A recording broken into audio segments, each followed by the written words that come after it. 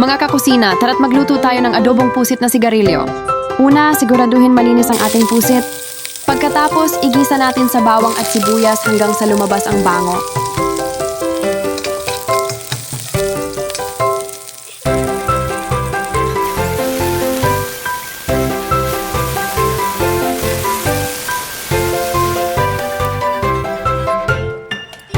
Isunod natin ang suka at toyo.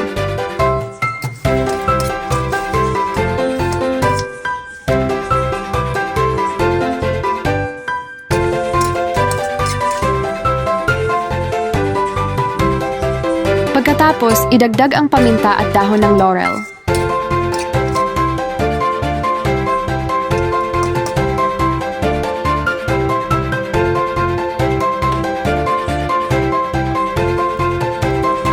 Kapag medyo malapot na ang sabaw at pumasok na ang lasa, pwede na itong hanguin. Simple lang pero siguradong malasa. Ayan, ready na ang ating adobong pusit na sigarilyo. Paboritong ulam ng marami, perfect sa kanin kahit ilang beses pa mag-refill. Subukan nyo rin sa bahay at siguradong mapapadami ang kain. Kung gusto mo pa ng iba't ibang lutong bahay recipes, please follow me. Maraming salamat!